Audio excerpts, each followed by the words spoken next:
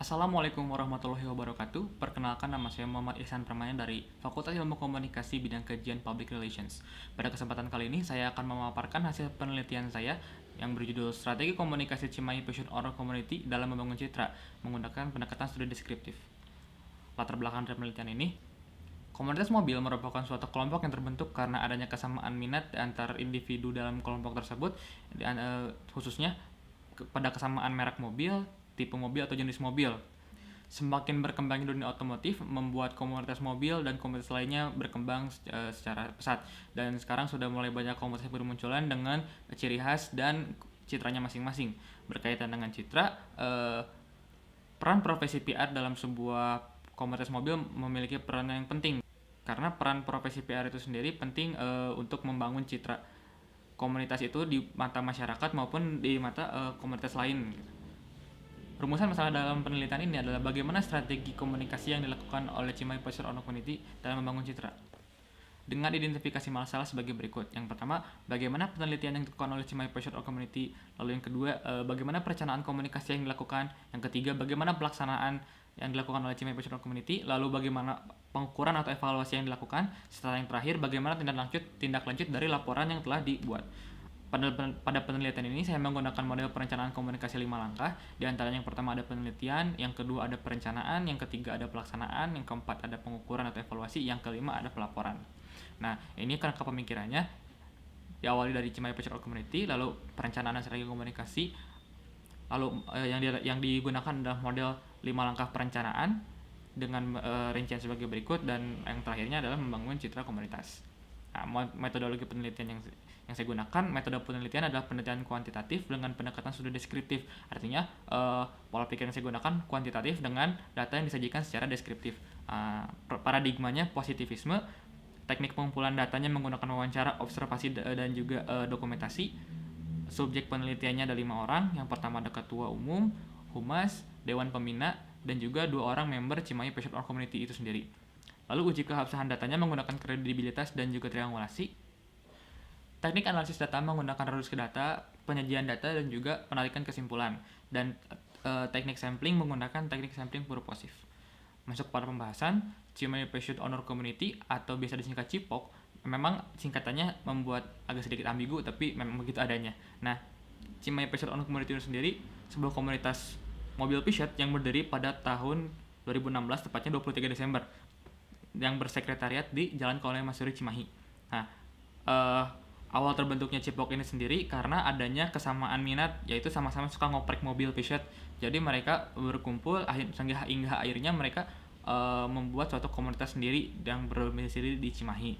Lalu sampai saat ini setelah memiliki 4 program, yaitu otomotif, gathering, sosial, dan juga olahraga. Sampai sejauh ini CIPOC sudah memiliki 45 member, yang diantaranya ada 3 orang wanita. Nah, lalu pada pembahasan berikutnya, strategi atau perencanaan yang dilakukan oleh CIPOC itu sendiri, yang pertama dalam penelitian melakukan analisis khalayak, di mana khalayak utama dari Cimahi Passion Owner Community itu sendiri adalah orang-orang yang berada di lingkungan dunia otomotif, baik di sesama komunitas Peugeot maupun antar merek lain. Dan juga tidak jarang beberapa kegiatan melibatkan masyarakat sebagai targetnya. Nah, biasanya dalam proses penelitian ini dengan analisis khalayak, kebutuhan, dan juga permasalahan ini dilakukan oleh pengurus dari CIPOC itu sendiri. Setelah melakukan penelitian, pengurus akan berkumpul dan berembuk menentukan sebuah rancangan awal dan juga menetapkan tujuan atau target yang akan dicapai dalam kegiatan yang akan dilakukan gitu. Lalu setelah adanya rapat pengurus, maka seluruh anggota CIPOC akan dilibatkan dalam proses perencanaannya, dari mulai membuat acara, membuat rundown, segala macam itu akan dikelola oleh panitia kegiatan. Lalu dalam pemilihan media yang digunakan adalah media sosial, ada 3. Yang pertama ada Facebook, Instagram, dan juga WhatsApp. Nah, dalam pemilihan komunikator ini tidak ada kriteria khusus untuk seorang komunikator dari Cipok. Yang penting ia memiliki bakat dalam komunikasi yang baik begitu.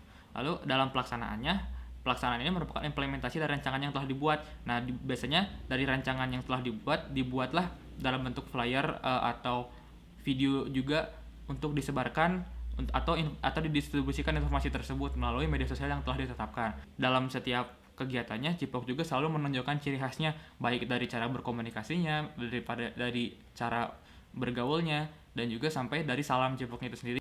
Selain itu juga, Cipok selalu melibatkan komunitas lain dalam kegiatannya, baik itu sesama pesyot maupun antar komunitas lain. Selalu dilibatkan, selalu diundang ke acara-acara yang diadakan oleh Cipok itu sendiri. Lalu setelah adanya pelaksanaan itu, dalam pengukuran atau evaluasi biasanya dilakukan dengan sesantai mungkin pada agenda nongki yang dilakukan setiap Jumat malam. Nah, itu para orang-orang yang terlibat di dalam kegiatan Cipok sebelumnya akan berkumpul dan membicarakan apa kekurangan, apa capaian, bagaimana keuangan dan seperti itu. Jadi dalam pengukuran itu juga diukurlah tingkat keberhasilan kegiatan tersebut, perubahan tindakan, dan juga exposure yang didapatkan Cipok itu sendiri. Dan yang terakhir, hasil evaluasi itu akan dituliskan dalam sebuah bentuk laporan oleh sekretaris Cipok, dan nantinya akan dibuat menjadi sebuah laporan tahunan yang akan disetorkan kepada ketua umum untuk dijadikan rekomendasi ataupun jadi acuan untuk kegiatan berikutnya. Nah, penulisan laporan dibuat dengan sistematika secara rapi dan juga yang sudah ditentukan oleh Cipok, dan juga nanti akan dibacakan pada rapat tahunan biasanya di akhir tahun. Dan nanti setelah rapat tahunan akan dilakukan tindak lanjut dari laporan-laporan yang sudah disampaikan pada sebelumnya. Demikian yang dapat saya sampaikan, mudah-mudahan hasil penelitian ini menjadi manfaat untuk semuanya. Mohon maaf bila ada kekurangan, saya pamit undur diri. Wassalamualaikum warahmatullahi wabarakatuh.